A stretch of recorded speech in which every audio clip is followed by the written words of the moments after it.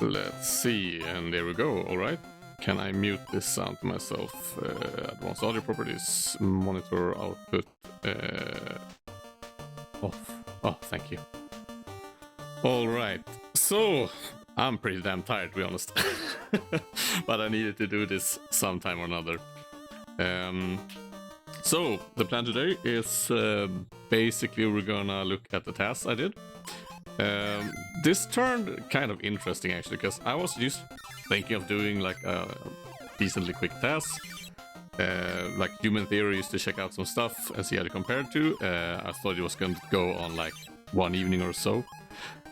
However, this turned into like a 6-day project. Because once I started doing it, I kind of wanted to see like how good could I get the actual run that is still like in the region of possibility. So I'm not sure how I should do this. I could either just play the task straight up and then break down some points after that, or I could actually just do the task and stop and break through. I think I'm just gonna play the task, to be honest, and I'm gonna go through some stuff afterwards probably. Bear in mind something here. Yeah, thanks Andy, yeah, that's a good idea. I need some direction here. So I'm gonna play through it and we're gonna go through it afterwards. Something to take in mind here is when I play Chippendale, I use an auto-splitter for Nestopia. This is recorded in BizHawk, and the auto-splitter does not work in BizHawk. That means I'm actually splitting myself, as I don't usually do. So I'm gonna have to say to take the times in the split with a grain of salt, and because I think I can differ like 0.1 second even sometimes at worst case. So the splits are with a grain of salt. So I'm just gonna get through it. I'm gonna throw it in here and I'm gonna be silent for the run, and I'm going to go through stuff later. So let's see. We're gonna take the file here and like that. Let's see. Boop and boop. See, like this, and this up here.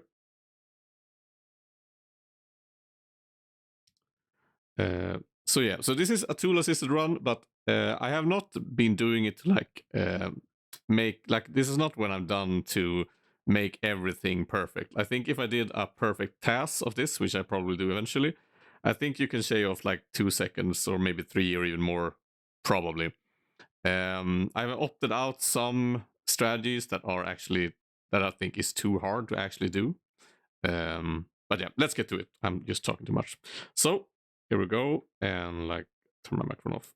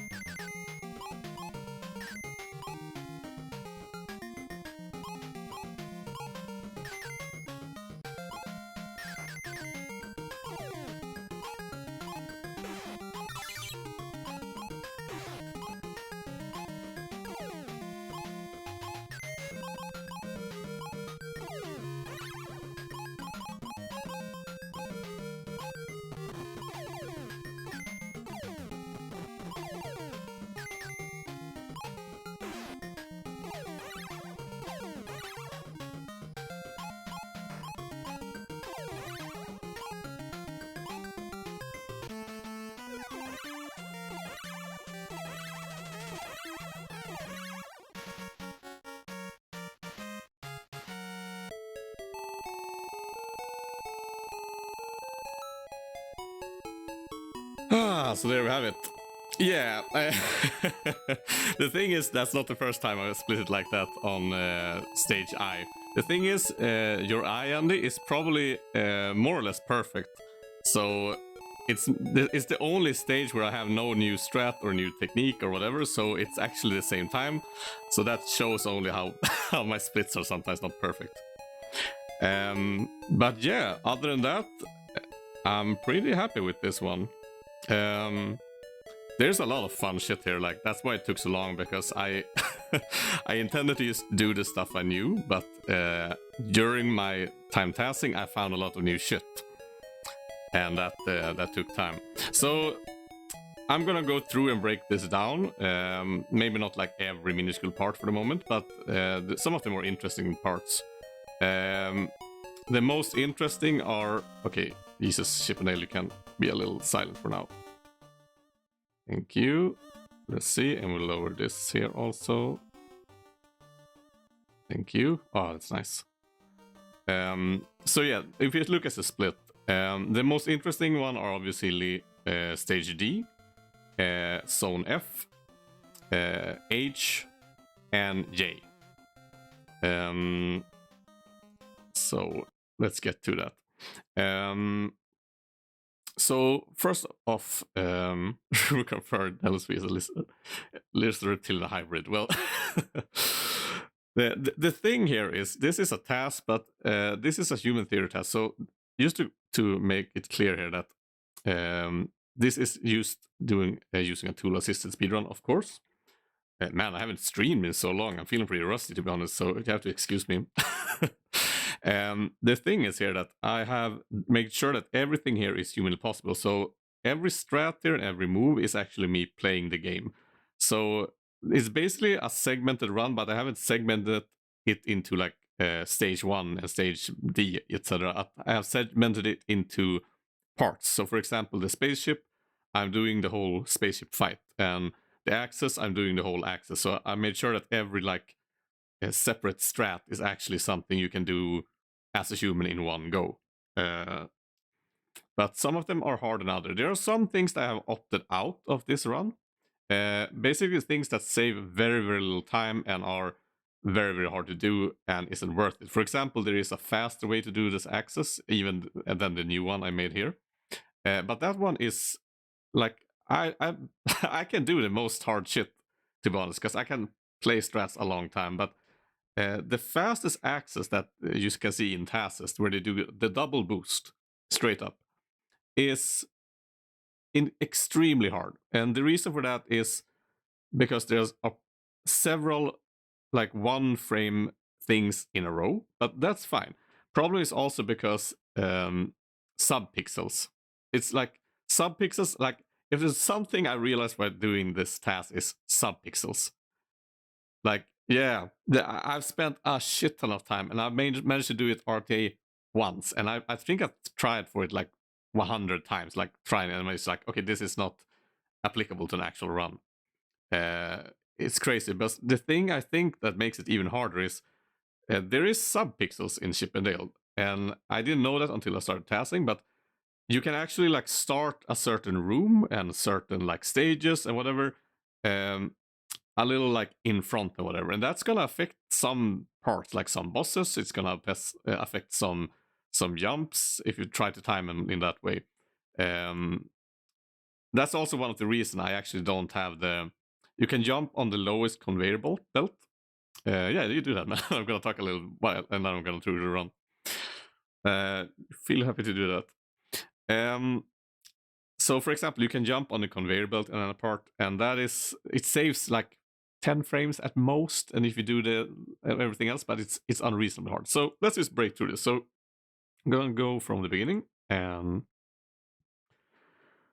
let's see, we're gonna go like this, and that is working perfect.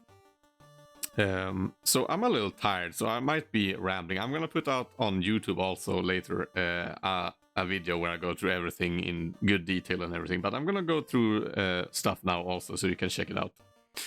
If anyone has questions or whatever, you're also very welcome to ask those. So stage 1, there's basically nothing very special about stage 1. Basically just doing the climb good and all that jazz. What you can think about here is actually things that saves time. So I'm going to go through some stuff that saves time in the long run. And if you want to like get the time possible here, like 9:41:27, you're going to have to like take every little small river you can find. So for example, in the climb here, you want to start climbing as soon as possible. That means you want to land on the bar as soon as possible to save time. So you obviously want to land at the very edge of the bar. So you want to land as far to the left of the bar as possible. That will save you a couple of frames. Other than that, there's nothing special here other than a good climb. You can... The thing about climbing is there's actually ways to do the climbs even faster. You can time... My jumps are not perfect. They're close to perfect here. But you can actually go even faster. But doing that is actually kind of hard. The thing is to do those absolutely perfect jumps. You have to... Because the normal way is people let go of the jump a little bit before they land. So you slow down a little bit. If you don't actually have to do that, you can hold jump all the way as long as you like stop for once, like just when he are about to jump, then you can input a new jump. That will actually do, like if you look at tasks where someone has least frame fixed everything, they basically don't stop. But I wouldn't recommend that in a run because, I mean, it's crazy hard to do RTA, I think. There's nothing here. Basically, I jump and grab that one. You can actually jump a little bit into the animation. So you can actually press jump earlier than you think to do a fast jump. So you don't have to like wait as long as you generally can think. First boss is nothing too special, but if you're checking me compared to Endless Time, what I'm actually saving time to is probably the boss here. So bosses work like this if you look at the frames above. After the first hit, a boss can take the next hit 60 frames later, or 59-ish. For some reason, some bosses can take the final hit, can actually happen a little bit before the 60 frame rule. I'm not sure why, but it applies to Fat Cat, and it applies like, I think it might have something to do with like some frame rules again or some shit like that, but more or less it's 60 frames. So let's see, we can see here actually when we hit the first time. We hit here at, first hit is 5109. That means next time you can take damage is 5169. So you're gonna take damage now. So now it's 68. He's gonna take damage this frame. So basically doing this, like if you lose, if you miss time damage for a boss, let's say you miss time every damage with 1 frame. On every boss, that it's gonna add up. Like these are the small things you have to think about if you want to get like a really good time. Nothing else too special here actually. So I'm trying to balance like what to go through and what not, because there's some like decently interesting stuff here, but there's some stuff that aren't as interesting. But stage B, here we have something really interesting. Here we have my new spaceship, and I'm really happy with this one. The spaceship here is one of my absolute best finds, to be honest. Before that, nothing special here. The taps, doing it with the box like I do, I actually found to be slightly faster.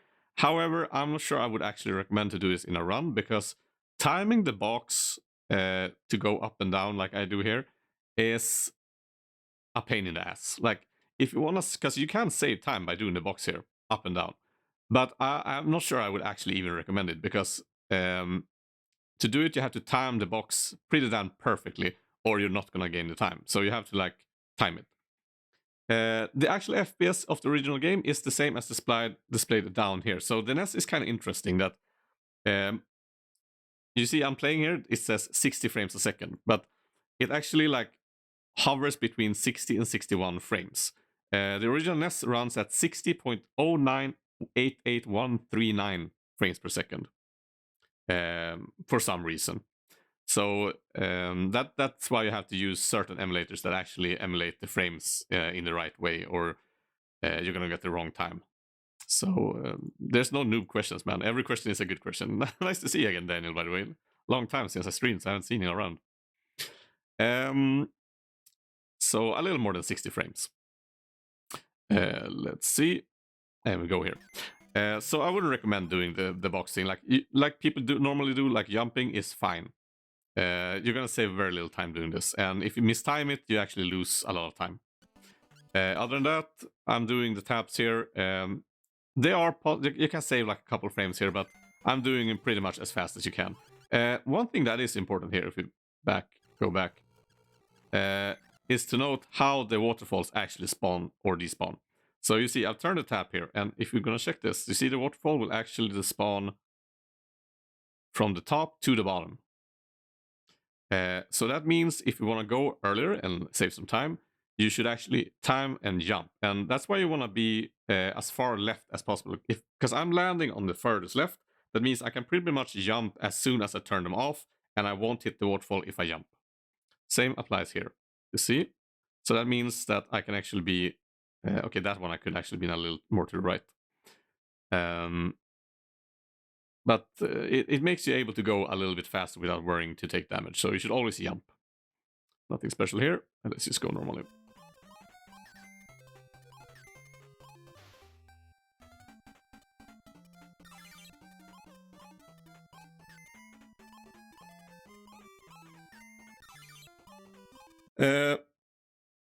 This, I'm not sure I would recommend for an actual run at the moment either. Thing is, normally you go down 2 steps here. You just crouch, go down and up. You can actually grab this box perfectly and then jump and avoid those, but mistime it a little bit and you actually take damage instead. So what I do here is I grab this box from coming down, do a small jump, and you see it's like mistiming this just by a teeny tiny bit. If you jump too high, you hit this dude in the feet. Do it too low, you get hit here. So not recommended, but absolutely possible. You can go down here and jump. It's scary, but if you do that right, you shouldn't get hit. Here is actually, to do this, I actually have to stop for a teeny tiny bit to actually do this. It's actually just like not even reasonable. Like it's the same as doing going below, but technically this is like 1 frame or so faster. So this is also the same, because if you go up here and do crouch and go down, you do it at the same time as what I'm doing here. So like that box is just that I kept it because it's easy to get away with it without losing frames down below there. So here we have the spaceship. Now this is the interesting part. So this is a new spaceship variation that I've made up. When I found it, I actually was very surprised when I found it. So this actually saves a decent chunk of time. Most of the time saved in the split here, 0.79 seconds on the split or segment, comes from this. So what I do here is you have to. It's actually really hard because if you want to save the time doing what I do, it's not only because this actually saves time. It's not only that it's nice and looks fun. It actually saves time. But you have to hit this goddamn spaceship as absolutely soon as possible. So you want to hit it. You have to throw this ball. It's not frame perfect. It's actually not frame perfect, but because hitting the boss here is actually not hard. Like hitting him on the right frame here is not hard. Because that's easy. Problem is you want to do it in a way that enables you to actually hit him as soon as possible to the left. To enable you to actually avoid the damage from the aliens at the bottom. You'll see. So because I did it at the right time, I can actually hit him very soon. So I hit them at the back here, and I turn right as soon as possible. And I want to grab this ball. This is the trick part. I want to grab it as far right as possible. If you throw, like it's hard to explain. You have to throw the ball upwards at the throw before that very early, or it's going to be too high to actually be able to avoid the alien. It's kind of hard to explain, but you see here, I'm going to do like this. You see here, I'd actually wait a while. Like I could have jumped and thrown this earlier, but I want to throw it from like a certain place because otherwise I will hit this alien. Here you can do whatever. Once you've done that, you're done. Because the thing is, you don't need to do anything special here. You have plenty of time to hit him when it comes out. He takes the damage first. There, 94 frame in this example. And you can basically, you can pick this up here and bounce down and throw it like, it's nothing hard at this point. The hard part is as soon as you avoided this alien, you're done. So you hit him, and you can either like, you can wait here and throw it upwards, you can run and throw it from the behind, you can catch it in the front and just throw it back. I just like to do this because it looks fun. So this kills the spaceship there. And that's a decent time save. Compared to the one, the normal spaceship. The normal spaceship is more or less almost one, like you see the square here at the back, further to the right. So this saves a decent chunk of time. I would say it saves about, I wrote it down but I can't find it now, but let's see, 1, 2, 3, because I think the normal spaceship dies about 1 box, I think. So 1, 2, 3, 4, 5, 6, 7, 8, 9, 10. Yeah, it's a time save at least. And it's fun, it looks good also, but it's actually kind of hard. Spaceship has never been easy, and this is not an easier spaceship. It's faster, not easier, sadly. Can't always have it easier. So D. D also has a very good time save. Like if you look at the splits here, we have a time save of minus 0.01 seconds. And we have no time save in this room. Basically, if you do everything right here, people do this room right. There's no new tricks here. Same thing come up here. I grab the box here, I jump and land on it, because the reason I do what I do here is actually because doing like grabs on boxes that lose you no time with the collision is actually easier going downwards and into them. I'm not sure why it is, but at least I feel it is. It's something like, I think their hitbox, like the chipmunk's grab box, is actually like more generous on the way down or something. I'm not sure why, but it's easier to do perfect grabs going down. That's about it. You don't need to do this thing here with the box. I throw the box away here, only because it's a habit I do, because it's easier to like, because it will slow you down like 1 frame, and 1 frame stop is all you need to make this ball hell a lot easier. So I just do that out of habit. So here we go. This is the biggest time save on D.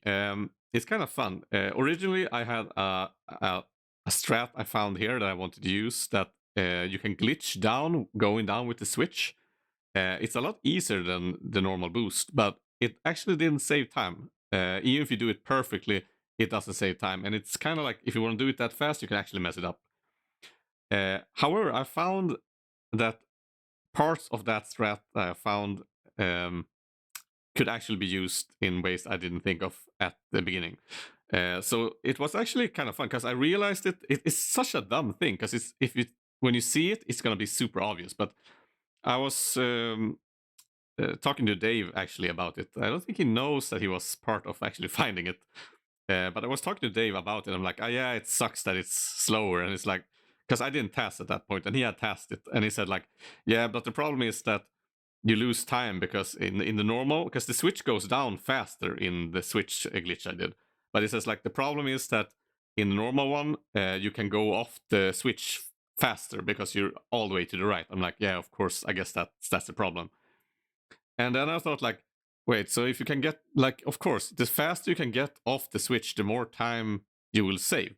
And then I realized like, the thing I did for my glitch switch strat made the switch go down faster than what people normally jump over this box and trigger this. So I just realized like, oh wait, this should save time, and it does. It saves a lot of time, and it's kind of hard. So I'm gonna show it here. That's it. So what happens here? It's a lot of explanation for something that looks pretty simple here, but what you have to do is actually do a jump here, and this is hard. It's absolutely not impossible, but it's one of the harder jumps. You have to jump pretty perfect. It's not frame perfect, but more or less frame perfect, I would say. And then grab this box before you land. So you have to make a frame perfect grab of this box. That makes you grab this box without doing the animation. the thing is, the switch actually goes down already here. So instead of triggering the switch all the way to the right, you actually start going down already at the left right here. So that makes you able to go off this faster, and that saves time. One other thing I do here, if you want to save time, is you want to get down there as fast as possible, because you want to like boost into the ball as fast as possible without having to lose time. So what I do here is actually I go down and I make a jump here. I do a similar thing at stage J actually to save time to get on the conveyor faster. So this saves time actually by, if you walk off this this switch, you have a bit of forward momentum. Doing this makes you actually have some momentum. I think I could have done this jump actually a little earlier. This could have actually been like a frame or so better, but it works. So then you jump and then boost into the ball. Nothing hard. Nothing with the clown. Clown is an asshole. Do the normal shit. Nothing else to it. Here's a fun part. This box, this is also one of my strats actually. I hate the box coming up. There's a box coming up that is a pain in the ass. I have died so many runs to it because it's in a really uncomfortable place. Also, there's a spinner here that I don't like either. So this strat, I found that actually I grab a box and I make, you're gonna see what happens. But I tested it out and you can actually do this without losing any time at all, if you do it perfectly. So we're gonna grab this box, we're gonna do like that. That loses all the time. Here's the tricky part. If you want to do this strat, normally I throw the box to the right, but that loses time for the cast animation to the right. It actually takes time. So instead, we're going to throw this box upwards. So you have to be inside this area and throw it upwards. And that is a tricky throw, but it's absolutely possible. Then jump as soon as you can. So if you do that right, you will actually be here at the same time you want to be. Oh wow, that's fucking tight. So this actually loses no time at all, more than the frames from like one frame or so. But no box, easy. Here's one thing more. Man, I'm gonna go through every small thing, but I'm gonna try to speed it up. So you can actually save a little bit of time here also by grabbing this box when turning right. That means you can actually start going right a little bit earlier. So you can grab this box, like you can see, you can grab them almost diagonal. So this actually saves time also. There's nothing else on stage D, more than perfect robot kill. Robot kill is pretty fun. You can always see if you've done a perfect robot kill. It's pretty hard because you have to do it almost perfectly. I don't do the normal variation. People normally throw their ball upwards, but you can actually do it like this also. I think it's easier for me at least. If you've done a perfect robot, if you've seen, for example, in Andy Swee's world record, he actually dies before he shoots a single red ball. Because usually he shoots one final red ball from his head before he dies. But if you do it perfectly, there will be no red ball falling down from the sky.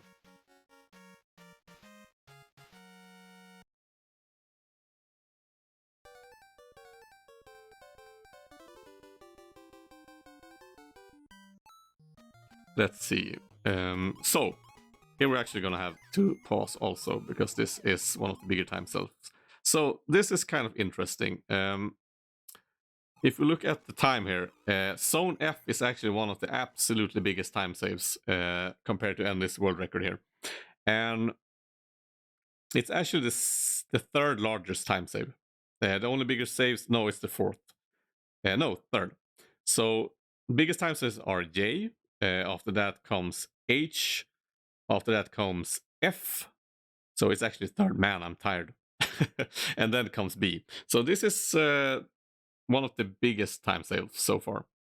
So how this works is F has a lot of things you can save time on. First off is actually going as fast as you can over this ball saves frames, but some of these things are pretty damn scary, because doing this, like if you mess up one of these saves, you end the run. So there I go as soon as I can do. Here is something I've seen some people don't do that everyone always should do. I've seen a lot of runs that people don't do this. You should always do this. So what I do here is basically, like, you have this ball. You can't yoga boost on this ball, sadly. The reason you can't yoga boost on this ball, because you should be able to, technically. Problem is, the reason you can't yoga boost on this ball, yoga boost, I will say yoga boost for some reason, like, the reason you can't do it, I suspect, from trying to TAS it, is actually that when you land from a jump, you have like like you don't lose time jumping actually in this game, but there is a slight like sticky animation that delays turns in a weird way. It's hard to explain, but if there were no boxes here, you could boost on this ball, but you can't. So instead, what we want to do is spawn the next ball as soon as you can anyway. So what I do is usually I go to the right here, I turn so I hit the box. As soon as I hit the box and land, I jump upwards and to the right. And this is safe. You can try to time this a little faster if you want to, but just going here, turning left into this, and then jumping right is not dangerous, and it's safe. And then you spawn that ball. And that spawning that ball fast makes you able to do this. You don't have to do what I do here, because this is dumb and stupid. But doing this, you can actually get past this ball faster. Because if you didn't spawn it earlier, it would have been... it actually would have been in a very bad position. So it doesn't work. You have to spawn it early to do this. This is a good point to point out one of the things I do that saves a lot of time, and this is especially true for stage J. So the move I do here, actually, I'm not sure if this is actually something people don't know, if this is new, but the thing I do here is, if I have a box here, I land. What I do is you throw, jump, and press up at the same time. You like that is the input you do in the actual jump. So it's not like you jump, throw up. You can actually do... It's like, how do you say it? It's a timed... Now I'm confused. I have to think here. Because there's two variations. There's one where you can actually jump, throw upwards, and grab. But you can actually do this thing where you throw it upwards.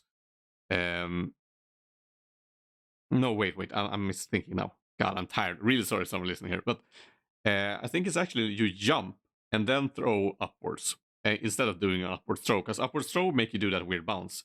What I'm doing here is actually I'm jumping and then throwing instantly. All right. Yeah, of course. Like, it's so hard to explain some things because, as I said, I've been playing this. So some things you have to like think like, okay, what am I doing? So this is a jump, up throw, and an up throw after the jump. But it has to be timed crazy tight to do this. So, because that makes us avoid the small weird bounce you do if you just throw it upwards. So we do jump and throw and grab. And jump, upwards, throw, and grab. And it's hard to do it this fast. Like, this took a while to do. You can do it a little faster than I do here, I think, actually. But I wouldn't... Like, it's unreasonable. Anyway, let's go on. There's nothing here. Like, the normal yoga boost, I actually do a small jump exactly when I do the turn. And I don't do that because it saves time. I do it because I have a tendency to actually accidentally keep walking left. Like, I do the left turn a little too early, and doing the jump actually makes sure I stay on that frame I want to be. So instead of accidentally walking one frame to the left, I do the turn and then I jump. So that's actually helped me, but that's just me. Here's the new strat also.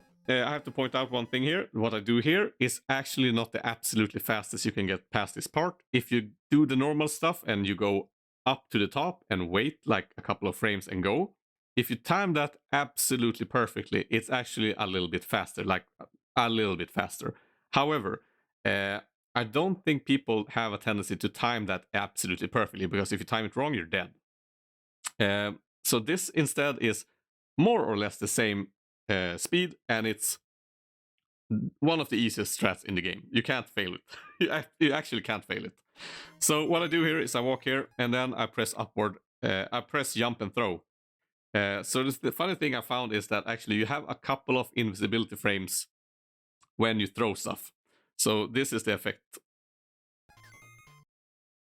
So it basically makes me like fucking ghost the ball. So I do an up throw, and pressing up and throw at the same time. You don't have to do a jump and throw. Pressing up and jump makes the chipmunk do this. They hover up and shoot, and that's it. That's all you have to do.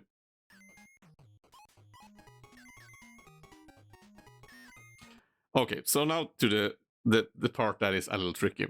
So you can save compared to how most people do the run. An example in Andy's world record run. Also, the F climb is one of the harder climbs in the game in many ways. It's also a pretty damn fun climb, but you can optimize this run because this climb is the only one that is timing based in a different way than most other climbs.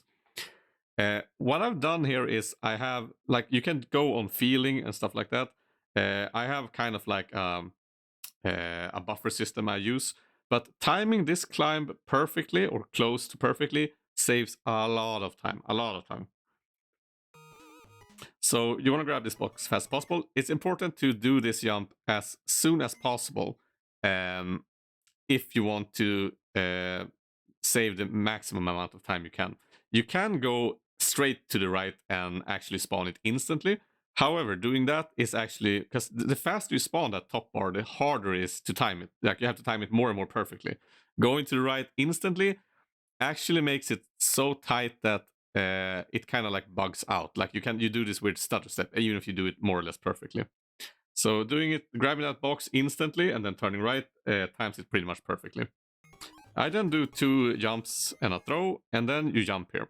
So to do this, you want to be positioned perfectly to the right of the bars. You want to be almost out of bounds, and you want to time them as perfectly as you can. So for example, let's see here. You see, I'm actually, like, the good thing about the bars here is you don't have to land on them. You can actually land inside them and you can still jump. We're actually going to use this to our advantage at a later part.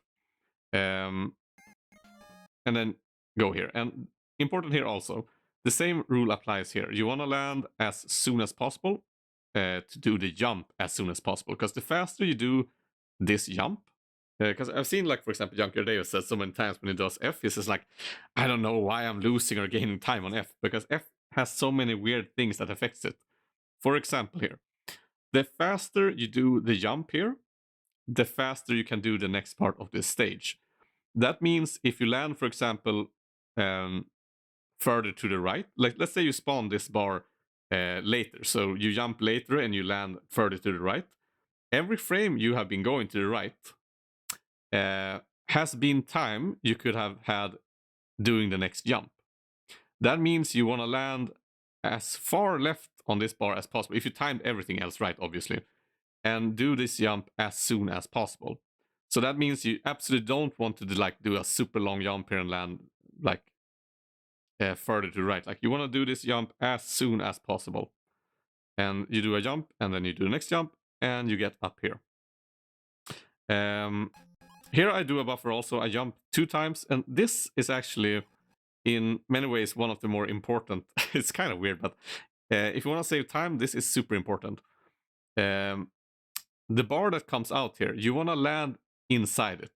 You want to land inside the bar that comes out here as low down into it as possible. Because the reason being, if you see here, to spawn the next stuff you need to spawn, you need to be at the bar at the very top here. So you want to go on the box and then do the jump to get to the next bar. Thing is, this box is actually too low down to do a perfect small jump. If you do the smallest jump you can do, you actually have a bit of airtime above it if you land on the bar coming out. However, if you land at the very bottom of the bar, you can actually land on the box earlier, thus making the next jump also earlier. So you see, I could land actually a couple frames lower down here, and then you do a jump. I actually overshoot here, and you can actually do this jump smaller. You can actually make an even smaller jump here and land, because I waste a couple of frames here, but the point is there. Same thing here, I do a buffer where I jump 4 times and then turn left, and that gives me pretty much almost every time more or less perfect timing for the bars. So I'm gonna go do 4 landings here and then go left. 1, 2, 3, 4, go. And 1, 2, 3, and there we go. Same thing here if you want to save time. This bar also, you want to land as low into this bar as possible.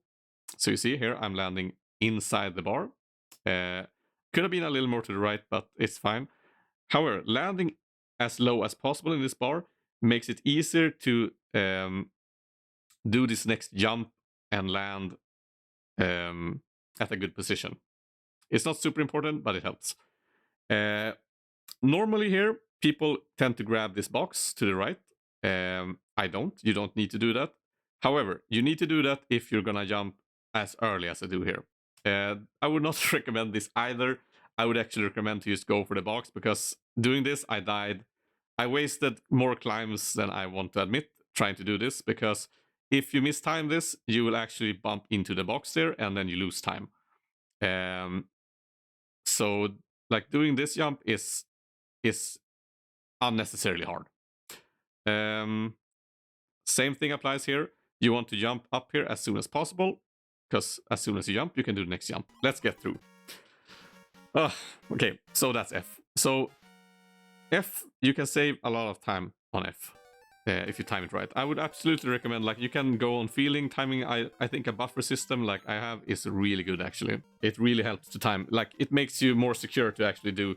Because if you go by feel, that can always, like you're gonna have to, like, you tend to, like, be on the safe side. Like, you like, maybe I'm gonna, like, rather later than sooner. So a buffer helps.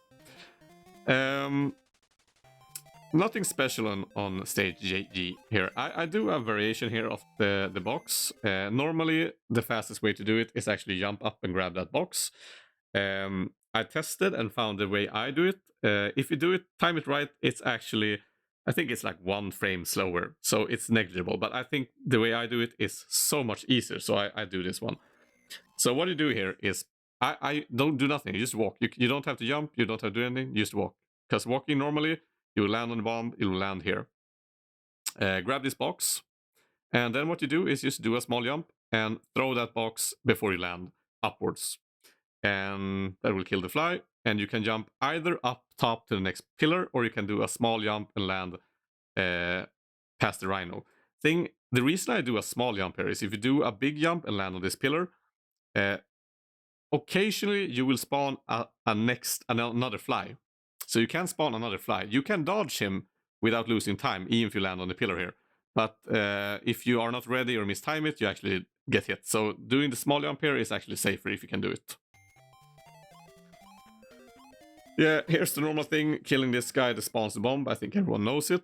I do this thing where I throw it almost when I land to, like, minimize lost frames. It's not necessarily at all, but it's a little bit faster. Grab the bomb. There's nothing going on here, so we're actually gonna skip this part.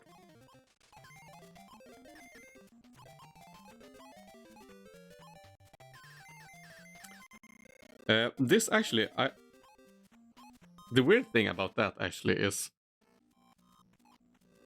this is actually because I tested something out in TAS, and this is really weird, but for some reason, I think it's maybe be something about, like, frame rules or whatever. Not frame rules, but sub-pixels or whatever. Grabbing this plinth, this box or stone, I tested it because this got me really interested. I tested it in, like, a couple of, like, different runs. Occasionally grabbing this box, or, like, if you do it perfectly and grab it, will actually save you, like, 1 frame or something. I absolutely have, like, this is the only place I've seen this apply, except on stage I. And stage I is special because of the fan. So I have no idea why that is, but it's just something I had. I included it in the run just for fun. Then we have the boss. So once again here, you can save time by timing this perfectly. This is an easy boss to time perfectly, so what you can save time on is making sure you do the first throw as soon as possible. That's basically it.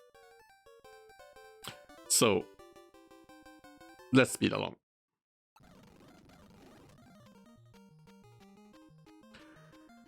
So here we have the next biggest chunk of time save.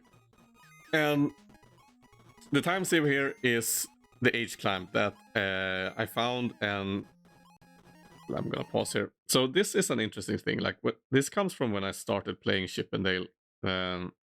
Let's see, where do I have it? What speed are we running at now? Let's speed up. All right. I found this climb interesting because this climb interests me as a child also, mostly because I was obsessed with the boxes here to the left.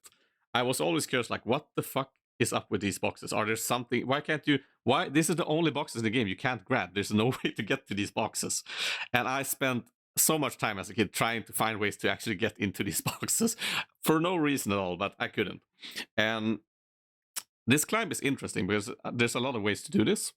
And the way I do it here is actually a new way to do it. I actually seen it being used in an old TAS, so it's actually been used in a TAS before. But the way to do it RTA, I found together with Youngster Dave actually. He helped me with like finding that you could actually do it. I didn't even know okay, I'm so tired. I wanted to do the boost on the squirrel, but I didn't know if you could do it to the left, but you could.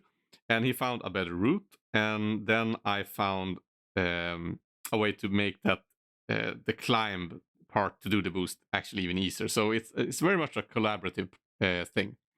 So what I do here is you go up here normally, and then I grab this box. Grabbing this box, normal people grab the box here. Grabbing this box like this actually saves time because you can start going left earlier. To do this, like, you can grab it if you just do the jump from here. Because you don't have to jump on this bar. You can skip this bar and just go up all the way to the box and grab that box and then do another thing.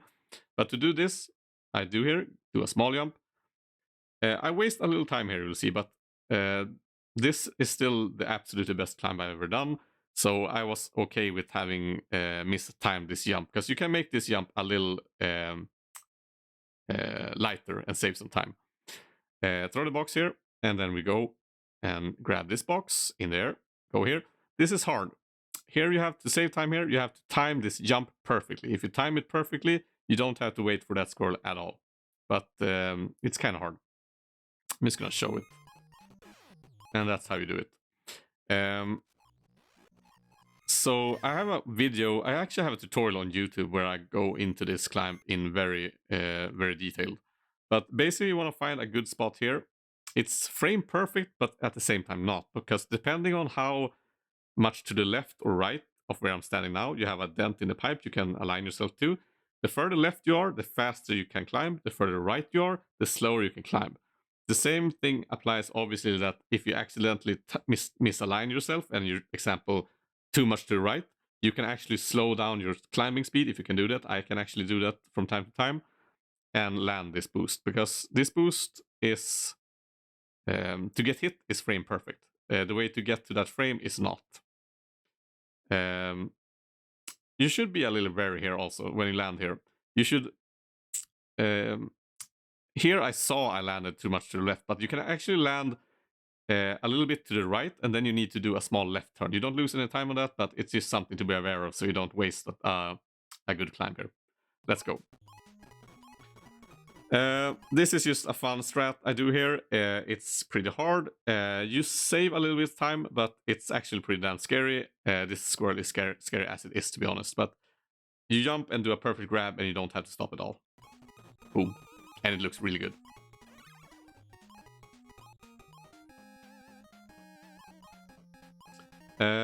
Same thing with this dude. You can't go onto this dude just full tilt. You have to stop 1 or 2 frames or you will hit him. So what I do is I grab that box and throw it. And if you frame perfect grab that box and throw it as soon as you land on the box, that will always give you the time stopped you needed, even if you go into this room with a bad subpixel. So if you like ahead a little bit or whatever or shit like that, doing it like that, if you do it right, will always give you enough space to do this jump. Other than that, there's nothing interesting going on here that saves you time.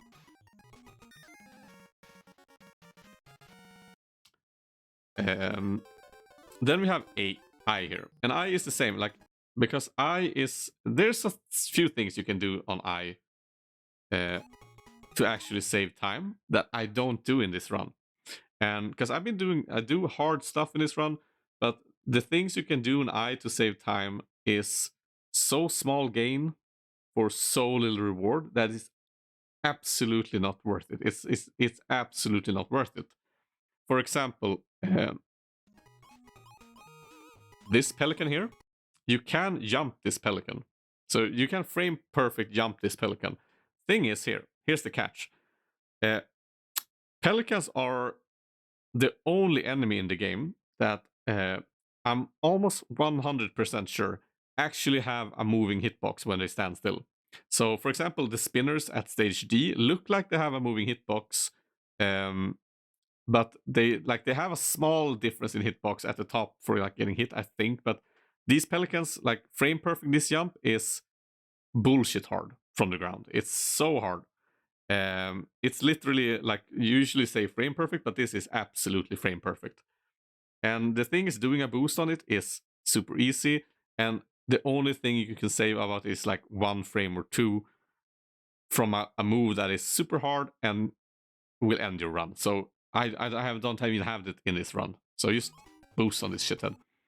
I actually saw Dave talking about this yesterday, so it's kind of funny. Like the interaction with the fans is kind of weird. I haven't confirmed this 100%, but the slowdown that happened here is at the fans. I think it might actually be as bad as, because like I said, there's sub-pixels in Chip and Dale. That means that depending on how you ended the stage or room before the next room, will determine kind of like your position a little bit. So you can actually start like a stage or a room like 1 pixel further to the right or 1 pixel further to the left, etc. If you do everything perfect in a stage, you will have the same like value there, obviously. That means you can actually get into the slow area of the fans with like different timing, and that will actually affect your timing going in and outside of it also. So depending on when you go into the slow of the fan, if you're lucky or unlucky, because the pixels change, like if you do the boost perfectly or not, if yada yada, it can actually differ in time at like 5 or 6 frames. I think I haven't tested this 100% yet. I'm gonna do it later, but there might be a system here that makes it so sometimes you will have to lose a little bit of time on I, just from bad luck, basically. Other thing that is funny here, throwing boxes loses you no time at all, because it affects your sub-pixels and stuff like that. Like, that's the fun thing. Because throwing boxes like moves you 1 frame to the right in your direction, but you lose a pixel also from the animation and stuff. Throwing boxes and stuff actually change that. So the fun thing is, depending on what kind of sub-pixel you went into the stage and you entered it slow, throwing boxes upwards will sometimes slow you down, and it will sometimes actually gain you time. So sometimes throwing boxes here will gain you a couple of frames. Sometimes doing it will lose you a couple of frames because you get into a bad sub-pixel instead. So it doesn't matter what you do here. Or it matters, but you can't know what it does. So it's like a lottery. Here's another thing. You can actually skip throwing the boxes and killing these pelicans. If you time it perfectly and jump exactly right before the slow grabs you, you can actually jump these pelicans without killing them. However, that is also bullshit hard, and it gains you almost no time at all. Because normally throwing a box will obviously lose you a lot of time. However, because how the slow works and throwing boxes, it won't save you more than a couple of frames for something that is extremely hard. So don't even bother with that shit. Just kill them.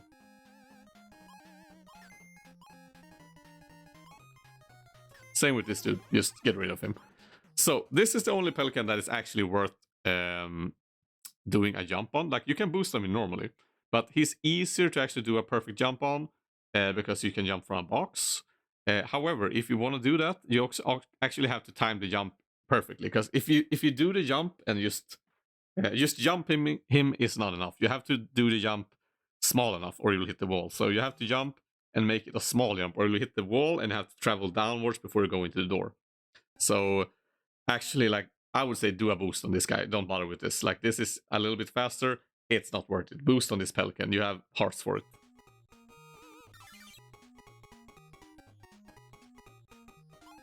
There's nothing special here either. Same shit.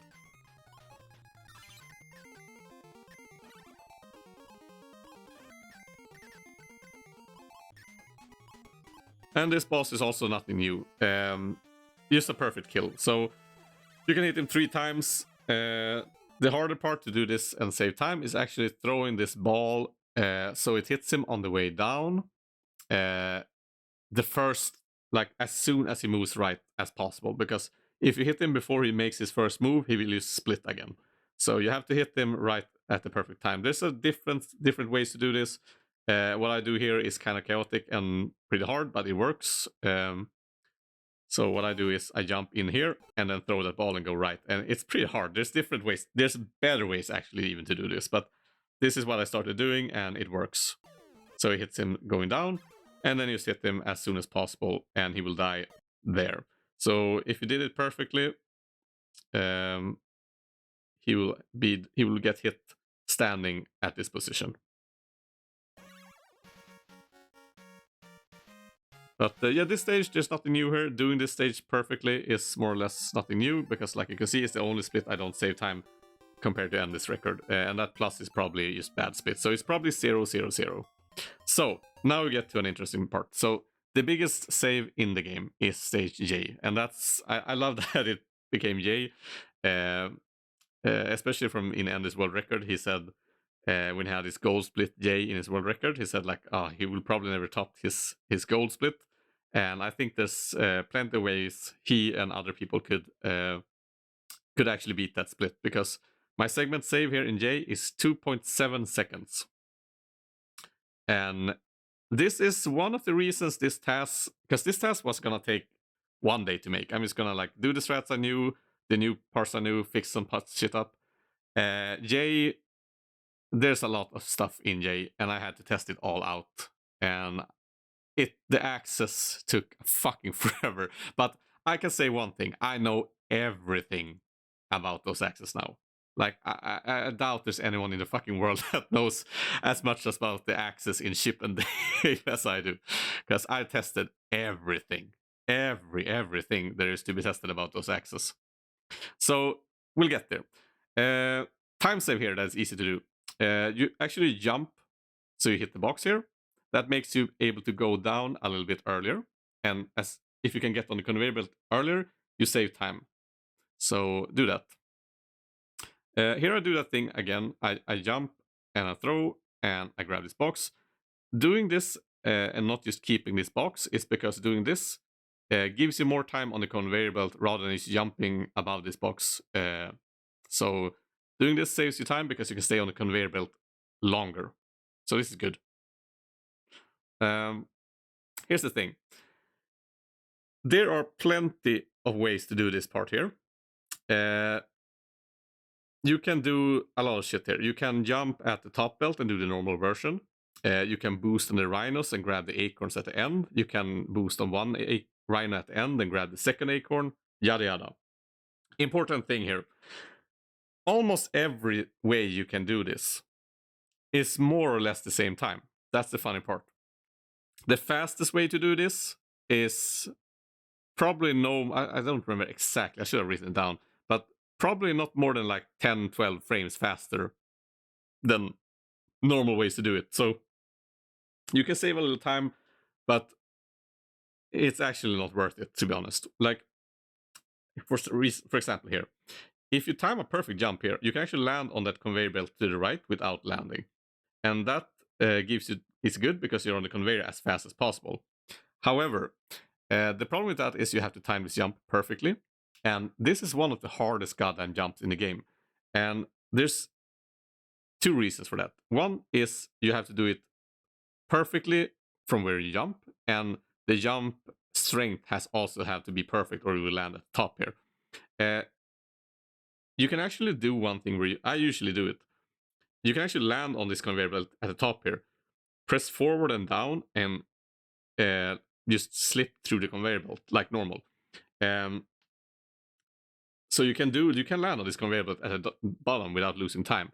Because conveyor belts work in a funny way. Normally, to do a drop through something, you have to press down and then delay your jump a little bit, or you just do a jump. Conveyor belts, you don't have to do that, because conveyor belts move you 1 pixel as soon as you jump.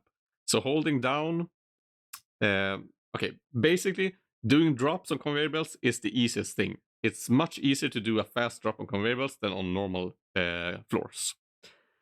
However, it's a pain in the ass, it's not saving enough time, so we're just doing this.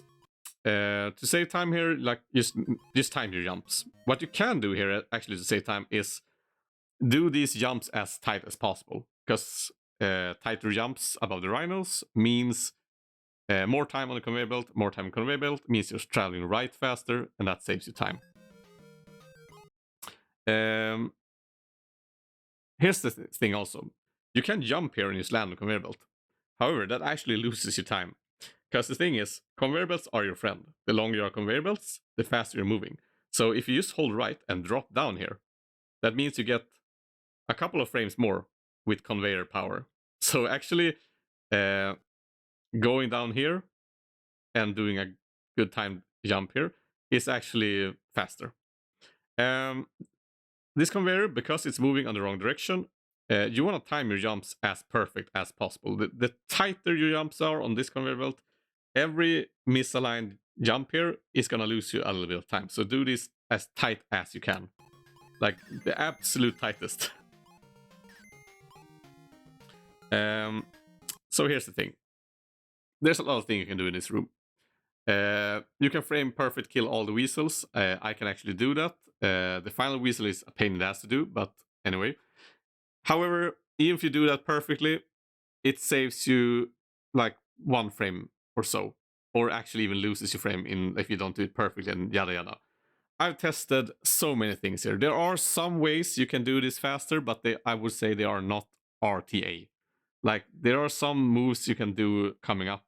You can jump at that 4 blocks pattern down here, grab a box really fast, perfect kill that weasel above, jump up there and jump past the weasel at top. Doing that RTA, I would say, is more or less not possible. So just do the normal thing here.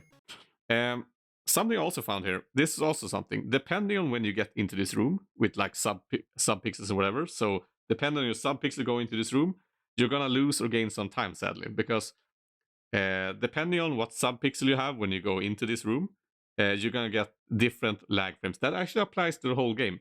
Depending on your sub-pixel, at some parts you will get different lag frames, and lag frames are, at this point, they're slowing down, but at some points they can actually mess you up with like timing and jumps and whatever.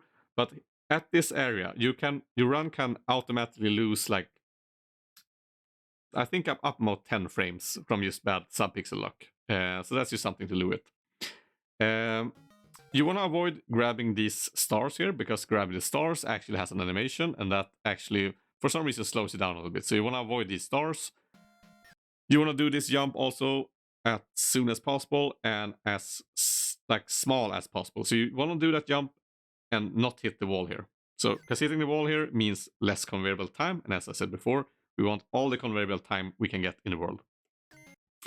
Okay, so now we have the axis, and I'm actually going to show later. I have a video. There are many ways to do this axis, and I found 2 different ways to do them completely that are completely new. And I also have new systems to do them. So what I'm going to show is firstly the way I do it in this run, because this is the fastest RTA way to do this axis. There are faster ways to do them TAS that I don't think is applicable to run. Like if you're an absolute madman, you can do the TAS one. But other than that, doing this one is the fastest one you can do RTA as far as I can tell. I actually have a list here. So this is what I've tested. So let's see here. So we have the axes. The one Andy does, because I've timed them from a certain point that is the same for all axes I tried. So all my axes have been timed at the same interval.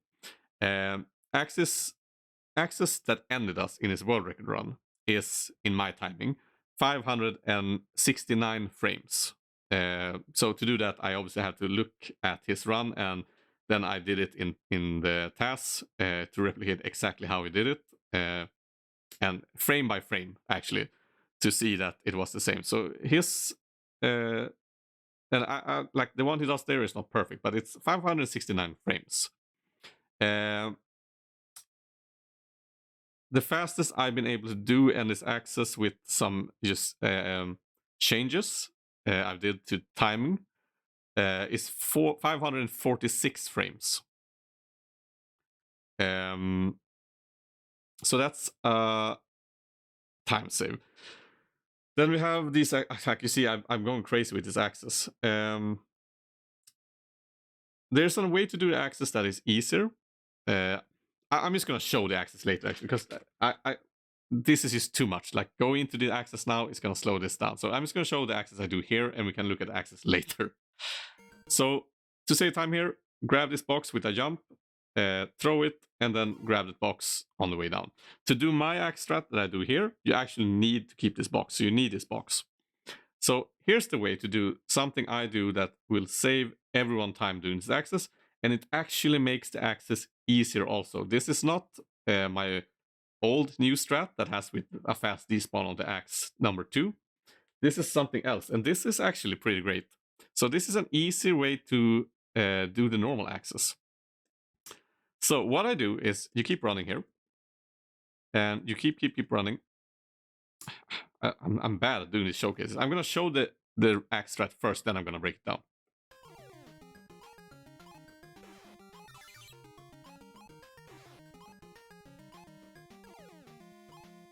So that's it.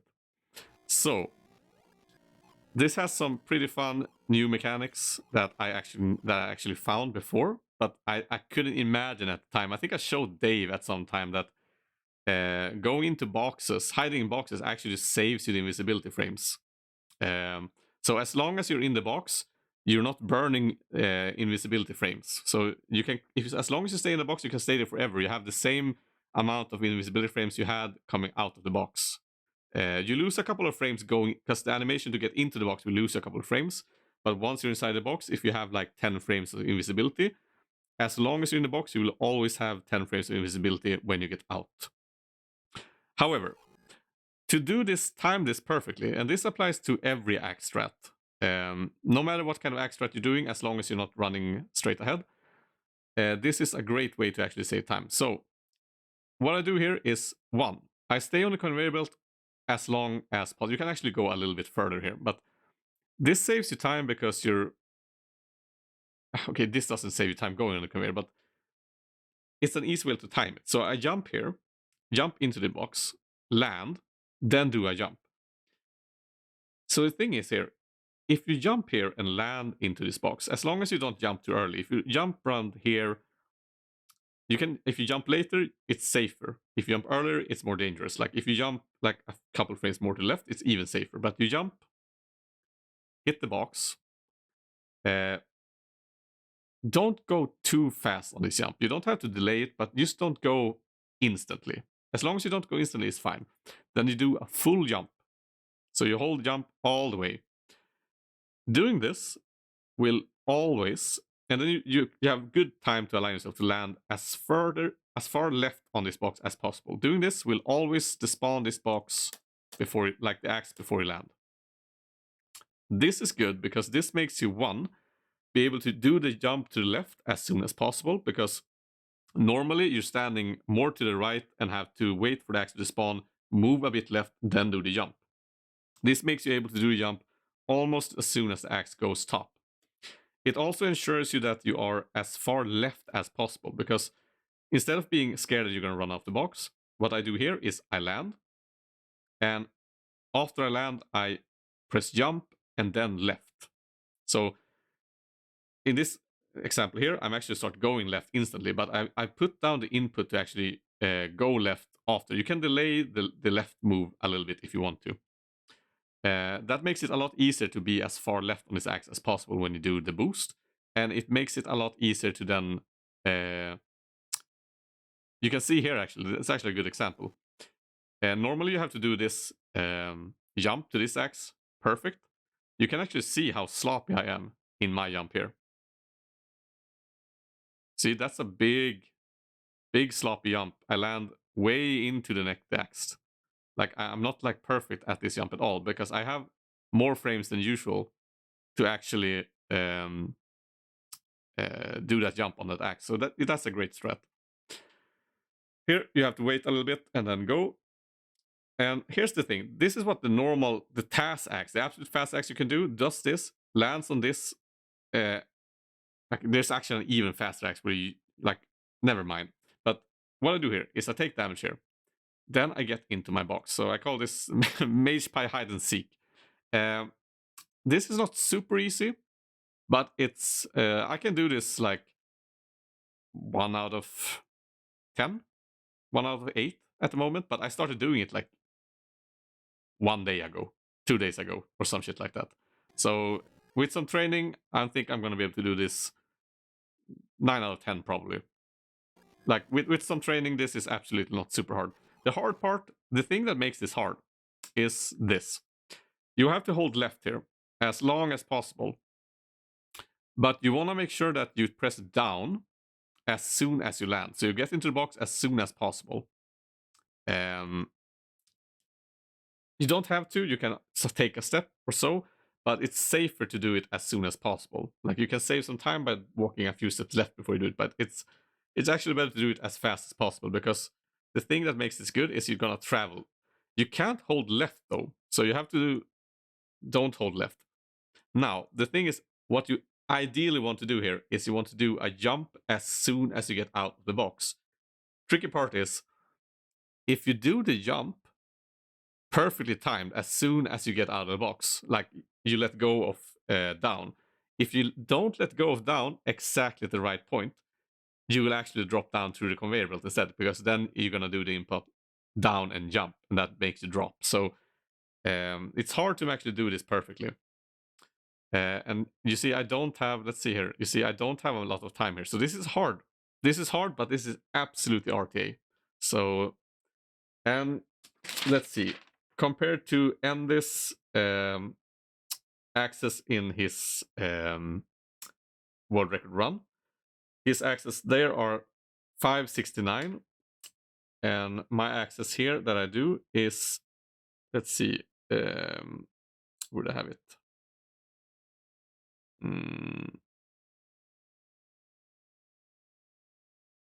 There it, let's see, 552 this should be, I think.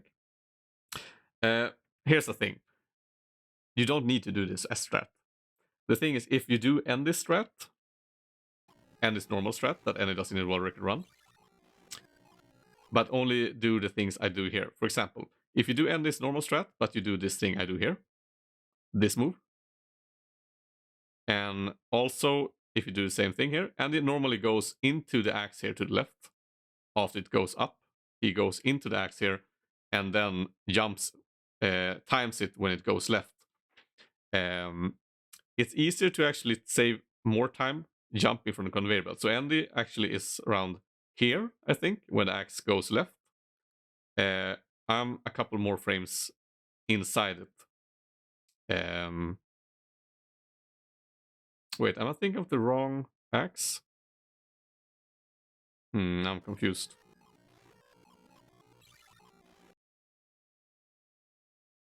He does that, and then he waits here.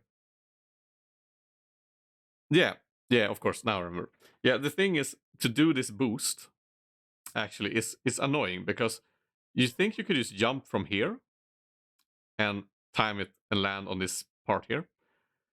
However, the annoying part is actually, if you jump here, you need to be a couple of frames inside, like the area where the axe is, to actually be able to to do this turn and do the boost here. Like doing that from here is, I think it might be possible, but it's hard. Like it's more than frame, like frame perfect. But jumping from there instead of going to that actually saves a little bit of time, and yada yada. So I actually did this thing and this run for the access, and I did the small adjustments here, and that gives it a time of 5:46. So it's more or less the same time as what I do here, but I think the one I do here is actually easier. Let's see. Yes, and there's another way to do it. That is my normal. I'm just like, fuck the access. I can't, like, it is so much to go. Like, this is so stupid. It's just a couple of access, but it takes forever to go through. There's nothing special here. Doing this, timing this jump a little bit. This grabbing this box will save you a little bit of time if you do it right. Once again, it's the same as the box grab in stage D. It will save you a little bit of time doing this rather than going above that box. Thing is here, for what I'm gonna do next, I'm actually needing this box to save as much time as possible. So this is actually also a big time save. This is hard. So I save a lot of time on this part, but it's hard. It's really, really hard. So the reason I need this box is because I need to turn that switch off here. Because I'm gonna throw these boxes upwards in a way that makes them, if I do it perfectly, they will miss. If I do it sloppily, they will hit. So throw this box upwards as soon as you land. And it's the same thing here. Doing this is what I was talking about before. This is the same thing I do in stage F to do the boxes fast. So what I do here, and this is hard, like I said, I do a jump. And after the jump, as soon as I do the jump, I press upwards. So I do a jump and then an up throw. That cancels the upwards momentum and makes me go down instantly. This is not the same thing as pressing upwards and throw, because then you do a weird jumping animation. So I do a jump and then throw as soon as you do the jump. That makes me travel to the right. I press grab as soon as I've done this. Grab this box. Do the same thing here. Jump up, throw the box instantly. Grab next box. So this is hard, and if you mess this up, you're gonna get stuck. Or worse, like if you do this wrong, you can get stuck above the boxes. You can do a normal grab animation, and then you're fucked. But it's hard, and I mean, it looks good, but you see that? That is not easy. But this is me, RTA, so this is me doing this shit. This is absolutely possible. Just want to keep that in mind, that this is possible to do. But it's hard. So I do this. You see here, if I didn't have that box from the beginning, that box, in this case, I think it probably would have hit anyway. But if you do it a little slower, it will miss. So I usually do that with the box from the beginning. You don't have to do that. You can also grab the box when you come down from the jump. It gives you actually more or less the same time. Here, the reason I found this strat was actually, once again, a very dumb way. I can't grab this goddamn acorn normally doing a jump, because I time my jumps and grabs in a weird way or something, but I miss this goddamn acorn every goddamn time. So finding this way, what I do here, that I applied to the rest of this part, was trying to find if I could do this, like, whoop, to grab this acorn. So all this comes from me wanting to find another way to grab this goddamn acorn. So I can't do it now with this strat. So same thing here, upward, jump, throw, grab. Same thing. I was actually testing out, I found you can do a fun thing here. You can actually jump here and throw a horizontal throw on that switch that has time to hit that switch. However, sadly, whatever I tested out, everything I could, sadly, there is no way for that to save you enough time. So that actually isn't faster, sadly. On another note, there's also another really weird thing I can actually show you. I can actually do that. Let's make a save state way back here.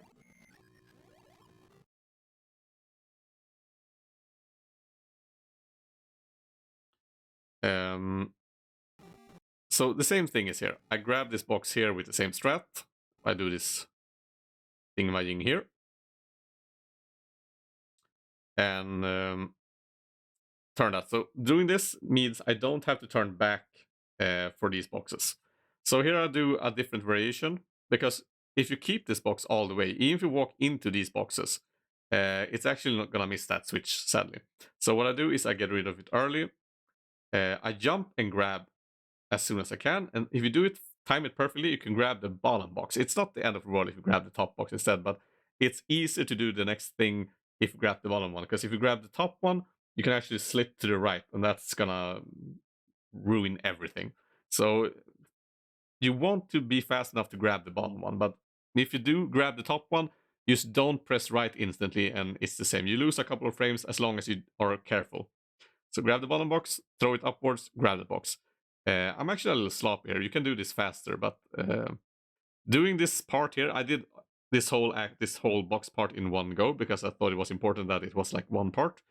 It took some time, so being a little sloppy on this here part is absolutely okay. Here's the thing, you can one-shot this weasel. It doesn't save you time. So even if you can find a way to one-shot him, you can time, like if you land on a certain spot here, you can one-shot him, like around here, I think it is. It doesn't save you time. So just boost on him. Boost. Because I did test one thing.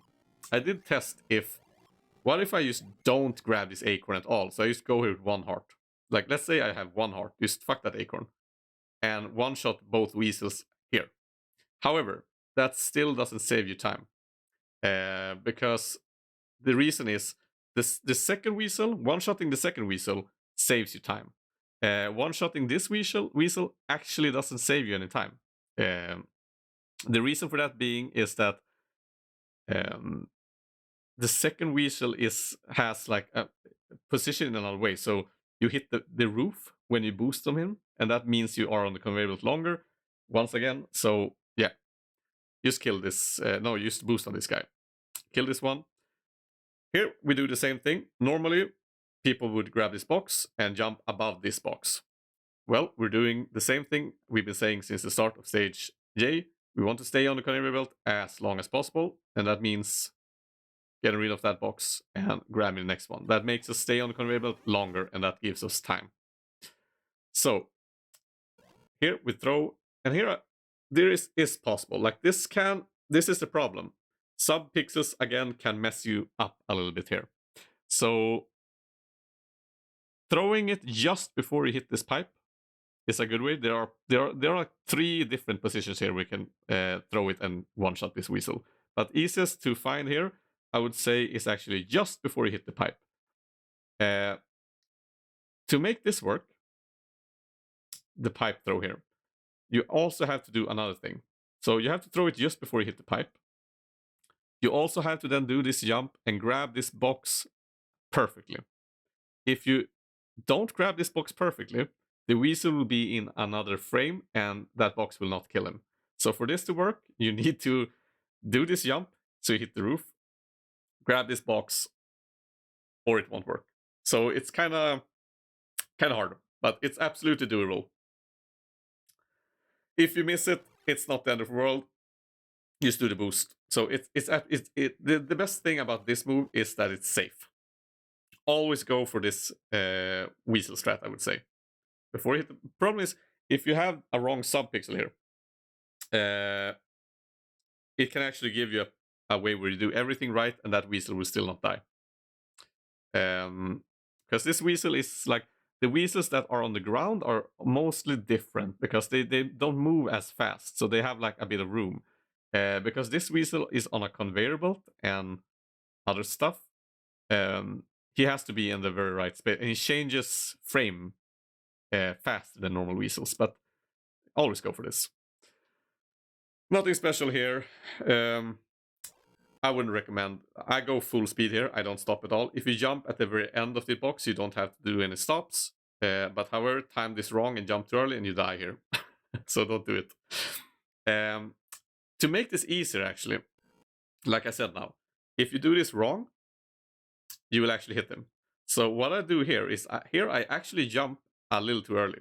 You should actually jump 1 frame later, but I jump 1 frame too early here. However, as we did in stage F, I throw the box here just before I hit the alligator, and that gives me my invisibility frames enough to don't get hit. And I need to throw this box anyway to kill this dude. So all good. And a normal drop here. Like, you can be fancy and do a perfect jump here if you want to save like 1 frame. Or you can just drop, just do it. So Fat Cat, important part here is basically to make this first throw as soon as possible. And Fat Cat's hitbox is a little weird. Like, doing Fat Cat perfectly is actually a lot harder than doing the casino boss perfectly. Not only because the pattern I do here is actually super easy. And it's the same time as like going to the right here. The ashes is a lot easier to dodge to the right, I would say. And people have normally been avoiding that because it's easy to just do a slight turn to the left here. But I think it's actually easy to do it really fast and good at the right here. So just time it well, and yeah, people know how to do Fat Cat. And that's it. So yeah, man, this took longer than I took. Like I said, I'm sorry if this like explanation got way more like all over the place than I expected. The reason is I'm super tired. I'm gonna go to bed now and sleep like a log. But I really wanted to get this show, like stream, like the actual task, because I've been working on so long, and I kind of wanted to be like done with it in a way. I'm really happy with this task. I like, there's a lot of good stuff here, and the biggest time saves are in J, H, and F. And we have a really nice easy save in D also. And yeah, the problem is now, I was thinking like with this task, I'm like, if I do a really good task and show all the stuff I know and the things I've found and whatever, like there should be enough room for people to like challenge Andy's world record. Not easily, of course, Andy's world record. Like, this is an RTA, like this is a possible time to get in Chip and Dale, absolutely possible. However, it's hard as balls. So even if it looks like, oh shit, okay, wow, almost 3 seconds in J, 2 seconds in H, 1 second in F, oh, it's easy, I'm gonna take this world record. No, like this is all possible, but this is hard as balls. And this world record as it is still hard. But we're absolutely not like the world record, I would say, is still not in the region of those like crazy, like I would say like the thing people are doing in Batman and the Assassin and stuff like that. That is like, I wouldn't get into that with a fork. I wouldn't touch it with a fork, you know, because that record is nearing like crazy levels.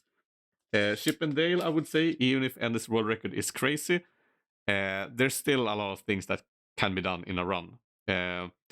Most of the time saves here are new strats that I found, and together with other people also. But many things here are also like small optimizations here and there. But this is still not the fastest you can do this. Like, this is RTA doable. Even if this is a task, this is not a task. I'm gonna make this everything I did here and take this file and make it into a task. I'm expecting to be able to, if I like do go through this by frame and do some strats and shit, I'm expecting to be able to lower this down to, I would say 938, probably. So a task time would be 938. 941 is an RTA possible time. And we have a bit of leverage here also. Like, you have to take in consideration also my bad splitting. So this could be a little like less or a little more. But we have a time now at 0941.27. I would say going below 41 is probably possible for some mad lad in the future. Maybe. So a 940 time. Will someone ever do it? Maybe, yeah. Like every time someone says like, no, they can't. So I would say a 940 time in Chip and Dale. Like, maybe. With everything strapped here, if you do it, like, because I have a couple of frames here and there. I have like, I don't do the fastest as, like, let's see, how fast are the fast axes? The fastest axis that I don't is actually, yeah, god damn it. So the axe strat I do here, that is the fastest RTA possible time I've tested. is at 542 or 41, something like that, frames from my timing. The bullshit TAS access is 495 frames.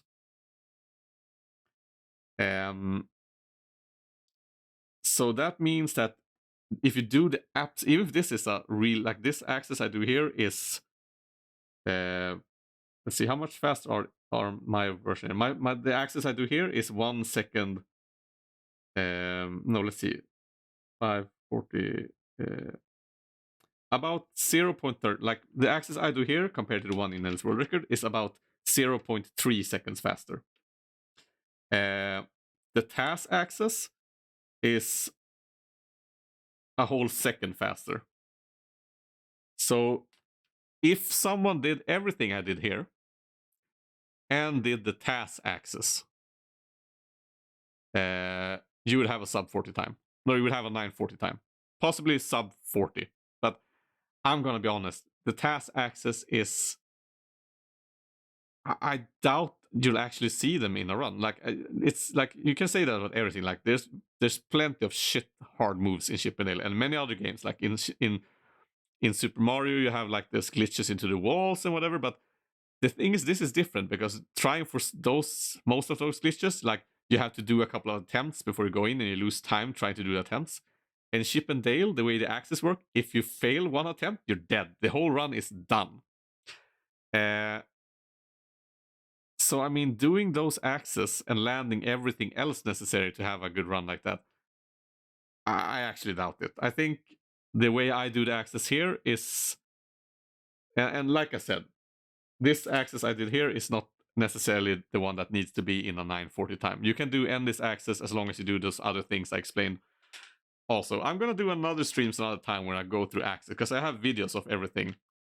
I've clipped every axe strat, so I can go through every axe strat step by step and break everything down. But I would say that a 941 time is absolutely a time someone can get. Absolutely. I was actually hoping like to get more people to like get into the like competition for like the world record in Chip 'n Dale, because like obviously the thing here, if you look at my times, and because I've done all these things myself, I'm a pretty decent Chip 'n Dale player. I would say like technically I'm probably like, it's always hard without sounding like a douche, but I'm probably one of the better players when it comes to like execution in a strat. Like I can do some hard stuff like the H climb. I don't think anyone in the world, I don't think there's anyone that can do the H climb as good as I can at the moment, by far. I'm actually gonna go back to that and I can show. Let's see. Let's speed it up. Yeah, I'm a very good of executing stuff. And I like spending time doing doing strats and stuff. The problem is, I may be a good player and I'm good at making up strats. I'm not a good runner. That's the problem. I don't have a good runner mentality, because the problem is that I want to be the best, or I want to do everything perfect, or I want to go faster. And I get impatient. I'm just not a good speed runner, sadly. Like everything you see here, all these times are from me playing the game in segments, like portions of the game, like not stage by stage, but I've done pretty big segments because I didn't want to like make too small segments. Like the H climb is one segment, the axis is one segment, the top axis is one segment, the H climb is all one segment. So I should absolutely, if I could do everything here decently in a run, I should absolutely be able to get a top time. However, my real time in Chip 'n Dale is 10:02. Because I haven't been able, like, I haven't played it that much for the second place. Oh, hello, Sorilla. Welcome, my dude. Yep, 9:41.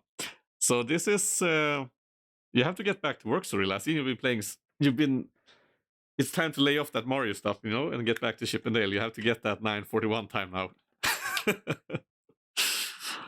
So yeah, this is what it is.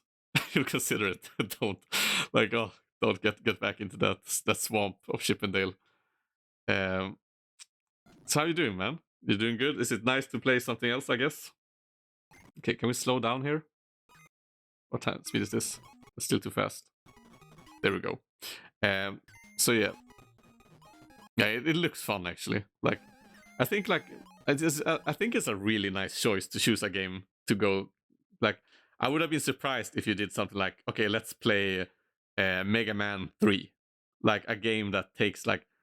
Because I think I was talking about mentality. I think you have a little bit. You have a little better than me, but you have still the same thing. Like, could you consider doing a run for a game that takes like 45 minutes for every run or like something like that? Is that something you feel like you would be inclined to do? Because I think for me, like doing runs for a game that is around 10 minutes is like probably the bleeding point. Like going more than that, I would just break. Like, I think I would try it, but I do like quicker games. Yeah, I want, that's true. I haven't even tried it, to be honest, so I can't even say it myself either. But I just get sweaty watching people run those longer.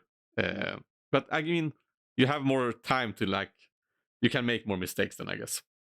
So anyway, here we have the age climb, and like I said, like this is something. This is me playing the age climb. I think if I remember correctly, where I'm starting is actually from here. So all of this coming up here is me doing it in one go, and I mean this is really good. This took a few tries, but this is really good. But even with this level of like technical ability, I'm not a good speedrunner, sadly. But this climb, for example, I doubt anyone can even get close to me at the moment, like doing this climb this speed. However, that's because not everyone has started employing this, and not everyone has spent as much time doing this climb as I have. But this one I was really happy with when I did it. This took forever.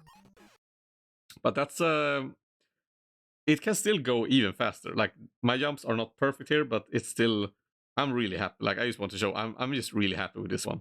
It felt like when I did that, I was like, fucking finally, because like I did a couple of climbs here where I'm like, okay, that's a good one. I'm like, oh, but I could have gone faster on the first squirrel. Like I get stuck trying to like be. I want like for me to be like, this is why this segmented run took so long. This was gonna take one evening.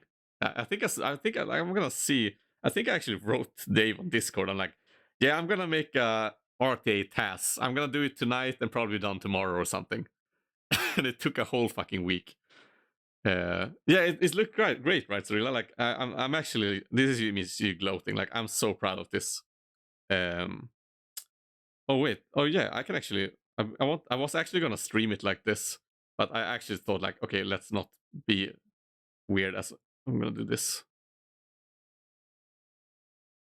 Something is wrong here. Is that one I was going for?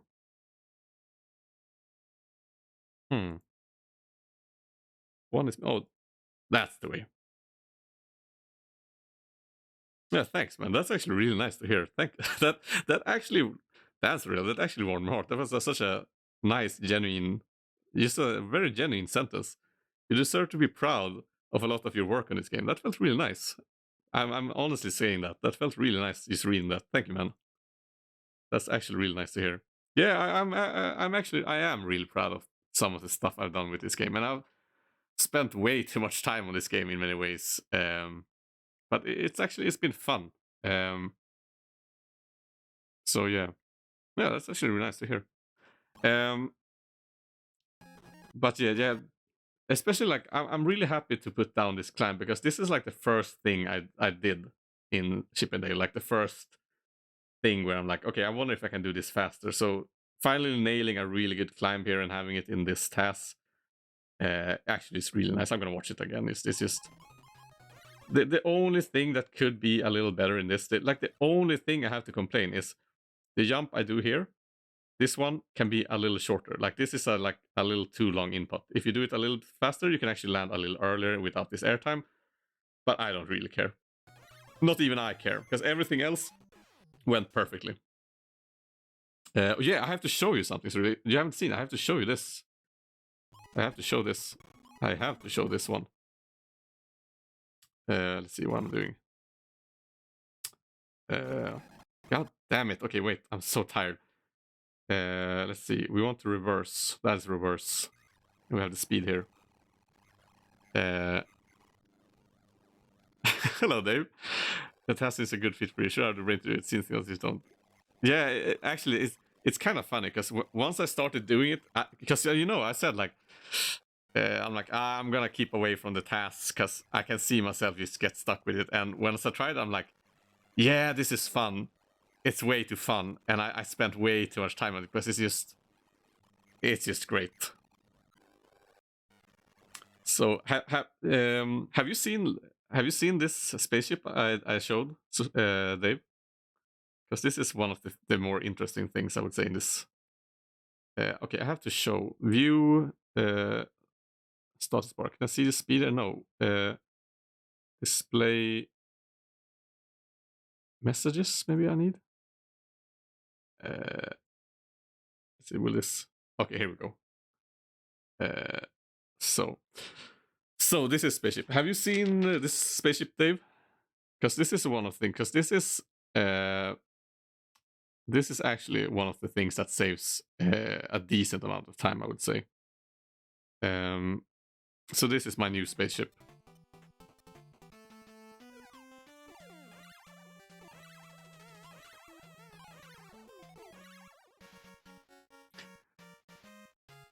So what I do here to do this, make this work, the thing is that I figure out with the normal and the fast kill spaceship. The problem is this: you can hit this spaceship normally fast and error, and you can hit this throw. Those two throws in the normal way are you can do them perfectly. Because the thing is, bosses when they get hit, they take 60 frames or 59-ish. So it depends a little bit, but 59 or 60 frames until they can take the next hit. However, so this one gets hit at 14. That means next hit we can do is going to be at 74. So he's not damaged now. He's going to get hit by the ball at 74.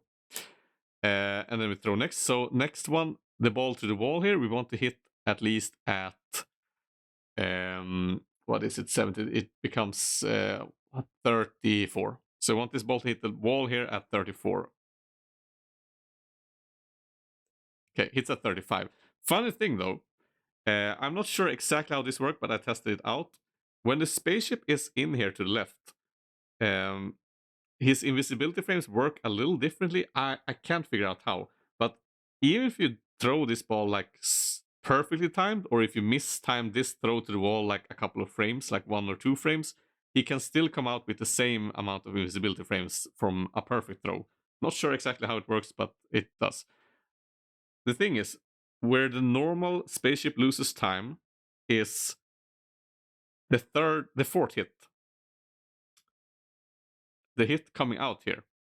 Because if you do everything right, the spaceship can actually take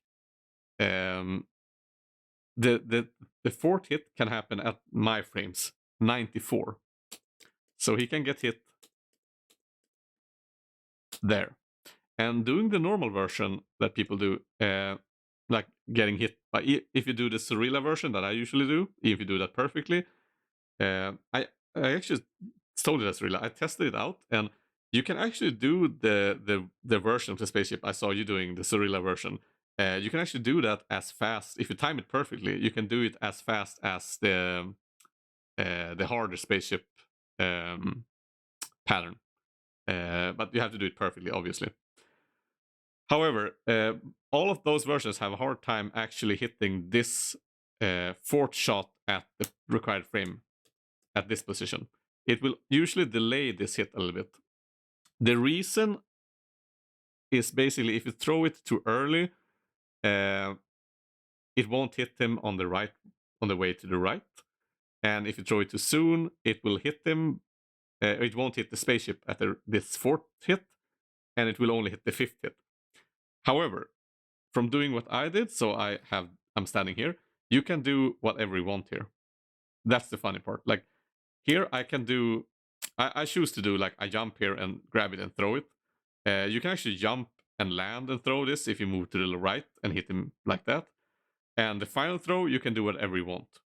Like I see you stand here and throw it upwards because it's fun.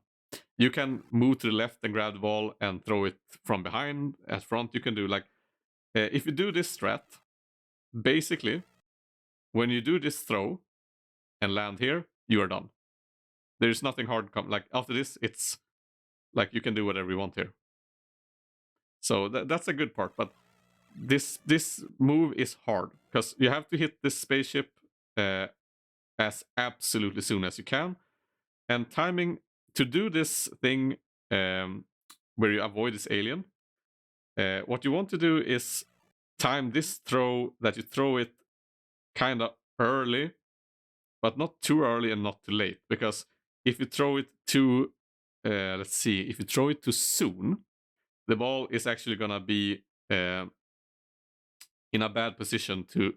It's hard to explain, but you have to find the right timing to do everything. Because if you mistime this, you can either hit this ball to the left way too late, so you miss like a couple of frames here, or worst case, you do it wrong and you'll actually get hit by this alien. Because doing this throw and avoiding this alien is harder than it looks. Like in this example, I actually managed to do a really nice version because you have to. It's hard. Like I think me explaining how you time these parts in this route is actually just too hard. Like you have to just test it out to see how you find it so it works. But you usually don't have this much space for the alien.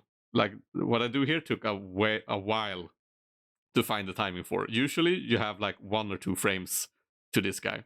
So it's a little scary, but it's a nice strat. And it saves time because the spaceship I kill it is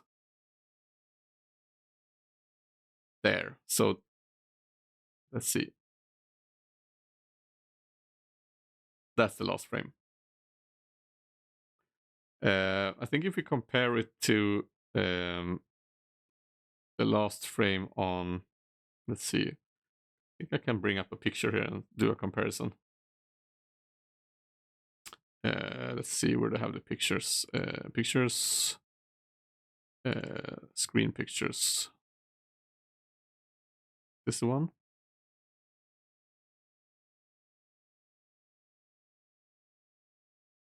Do I have a picture of that? Maybe.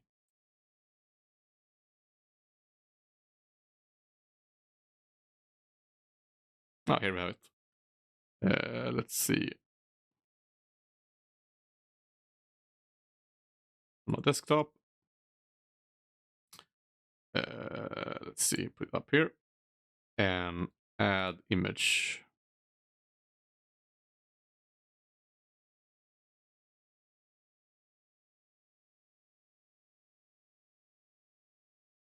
Let's see, and desktop.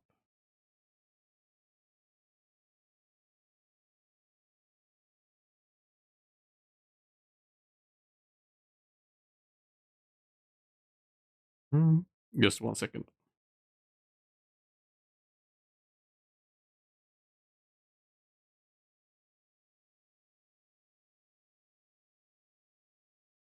So, this is the last frame the spaceship is visible. Like this is the frame the spaceship dies on in and it's world record. I think you can do that tighter, but it's just for a comparison. And that is actually, let's see, how do let's see where's the sizes.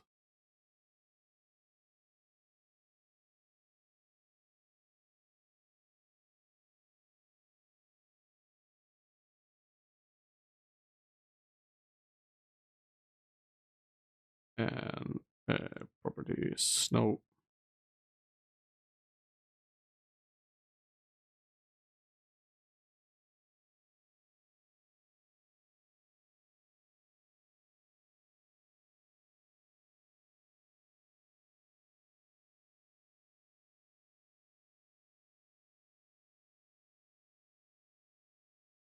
Man, I'm wasting time. Like, why do I just love doing shit like this. I can't explain it. It's just the way I am.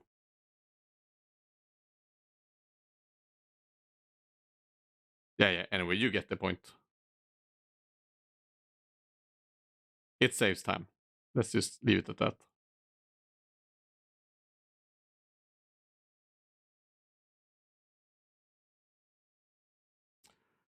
Why is it so weird aspect ratio? Anyway, who cares? That's a a lot of work for nothing. Yeah, but that's pretty much it. Like I say, some of the times here are probably um, like you have to take this with a pinch of salt from my splitting because I'm so comfortable using a live splitter, so I haven't split in a while. For example, I would say zone I is probably a 0, 0, 0. Like I think I did everything more or less perfect there, and I think world record end this run he does it perfect. There's no time saves there. The thing that could be actually the thing I thought that I have to say is I could actually be slower there. Here's the thing, like I said, I suspect I'm gonna test this out more extensively. There might be a sub-pixel fuckery in stage I that makes you lose time or gain time depending on what sub-pixel you enter the fan areas at. If so, it's impossible also to actually do anything about that because it all depends on like if you do everything perfect, what pixel you enter the level, and those changes all depending on what you do. And because stage I is at the end, like you can't know what subpixel you're gonna enter the final like I in. It's impossible. So that's actually a fun thing. Because I think if you go into the fan at a certain subpixel or whatever, you will either like get affected by the fan slow a little earlier or a little it lingers a little bit. That's for example, like I saw Dave did something like when he was like testing out with boxes and like if it slowed him down or whatever. The thing is like throwing boxes when you're in the fan area will sometimes lose you time, sometimes will gain you time because it will change your subpixel slightly. You'll like move a little bit, and that will actually make it change. So if you want to throw boxes while in the slow, it will not lose you time and it will not gain you time either. It's just micro random. So this 0.06 second loss here might actually not be too bad splitting. That could actually be a really, really, really unlucky uh, subs subpixel. Not sure. Possibly, I would say it's just bad splitting. But yeah, like I said, I'm super tired, so I've been ranting on just forever about nothing, and I did the breakdown. It was a mess. I'm gonna put on everything here and everything on YouTube. I'm gonna make um, a more organized breakdown of everything and put on YouTube. I'm gonna make an offline breakdown. So probably time tomorrow. I'm just gonna put it on YouTube as a more organized one. Yeah, thanks, man. Thanks for stopping by, also. So yeah, I'm hoping like I said, I hope this will enable a more like intensive battle for like the world record in Chip and Dale. The time can still go down a lot. I think absolutely a 941 time is absolutely possible. 940 is actually also possible if you. Thing is, you don't even need to do the crazy task access because, like I said, like there's a lot of things like everything is possible, but the absolutely fastest access is honestly bullshit. I don't think you can do everything here perfectly and then land a task X. I would be surprised if that ever happens because doing everything here perfect and then being so good at it that you can do that regularly and feel like, yeah, I can waste it all doing a task, try for the task X. I just don't fucking see it, honestly. But the thing is, if you skip the task X, do the X I did here, I would say if you do everything I did here slightly faster, you can get a 940 still with that. So a 940 time is possible, but that would require everything here perfect. A sub 940 time, I don't think is possible at this point. I don't think you can get a sub 940 time in Chippendale without some new major strats. I don't think you can. I think it will stop at 940. I don't see. I mean, if you did everything perfect here, sure, you can shave off easily half a second. Doing the task access will shave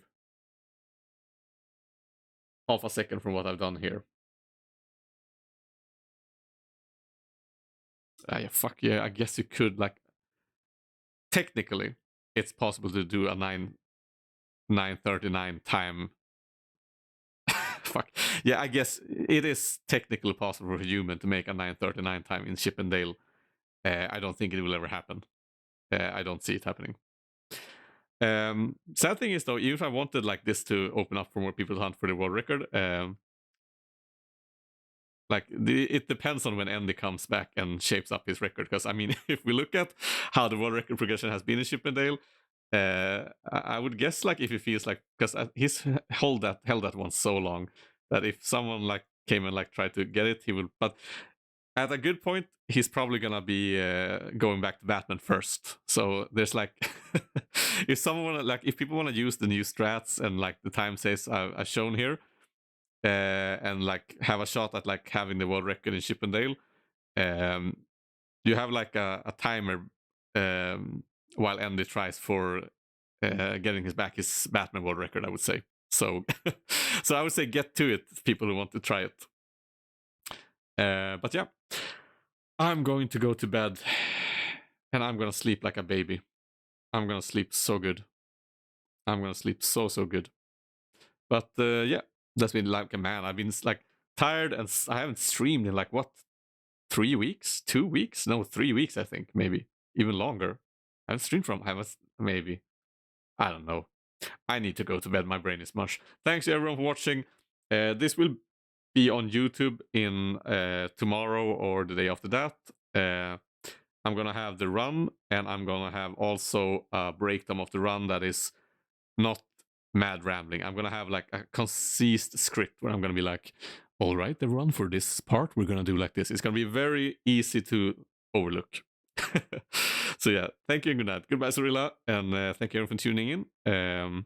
I might stream a little tomorrow and go through the access strats, because like I said, I've been like, even if this strat I did here is really good, the amount of time I spent breaking down the access is insane. So insane that I have to actually have a separate short stream for it. Because like I said, the access I do here, okay, you don't have to listen to that, I guess. The access I do here are really nice, but there are other variations you can do also. But if I say it like this, the access I'm going to do is this one. So this extract is the one I can do regularly. It's one of the decently easy ones. It's easier than some strats. It's harder than some easier strats, but I really like this one. And this is also completely new. Like I knew when I did the other axe strat, some people said like, couldn't remember that it was already known. I haven't seen it anywhere, but apparently it was known. It's weird. This one I can ensure is 100% new. Because this comes from, I can't believe I actually got to use the invisibility glitch with the boxes, but this one is also really nice.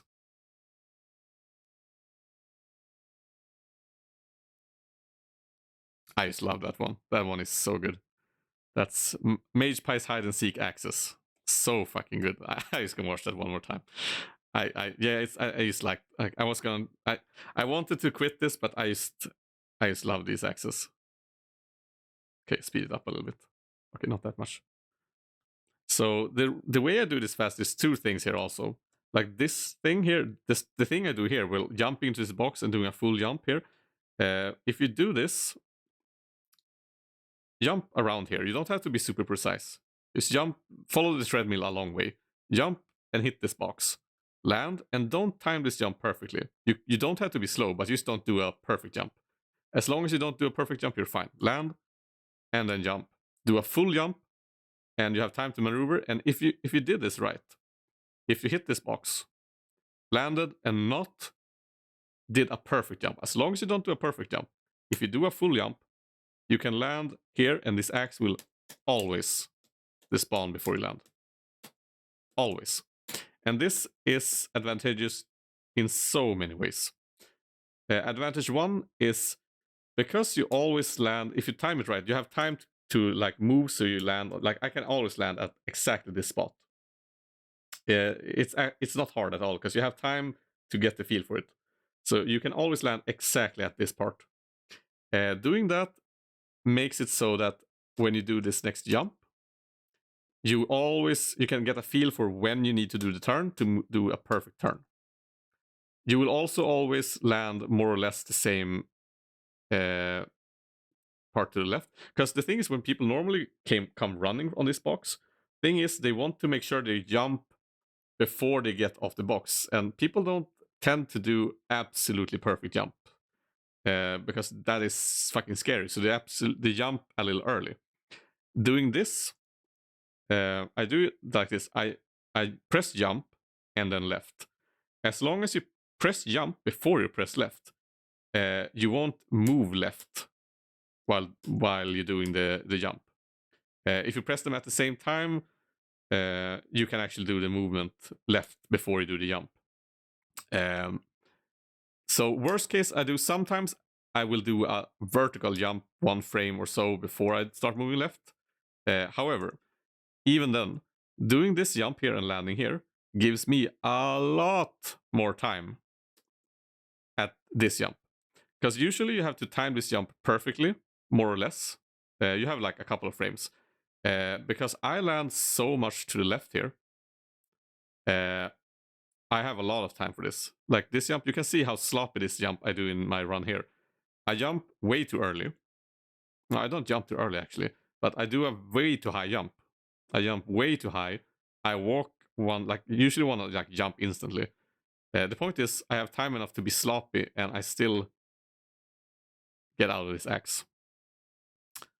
And this thing I do here, this is actually not super hard, but it takes a while to actually learn how to do this, because you have to press left all the time here, and you also have to press down just when you land. Like it's actually harder than it looks, because the thing is, you can think like just hold left and press down, but the thing is, if you hold left when you land, you will actually stop, because the conveyor belt works in a real weird way. Here I'm just holding down and I move. If I press left or right, he actually stops. I can actually show, like, I don't have time to, but if you press a direction here, he won't move. So you can't land and press left, because that will give you a stoppage of a few frames. The hard part is also this, that you want to get out of the box and do the jump almost as soon as you get out of the box. Problem is, if you do it perfectly, like you press left and jump as soon as you let go of down and press jump. If you do it too tight, you will actually record a down and jump move. So if you do this too tight, what happens is you fall down here and you die. so you have to be tight, but not too tight. But the thing here's the funny part. If you aren't tight enough and you keep walking too long before you do the jump, you will get hit by the axe, because you don't have too much frames here. So if you are a little stressed out here, you might fall down here and die doing this move. But yeah, it's great. I love it. And that move I do here is 0.33 seconds about faster than the one in the current world record. Okay, I have to sleep now. Some other time, thank you for watching. This has been TheMagePie. Thank you and good night. Everyone have a really good time, and thank you for watching. Bye.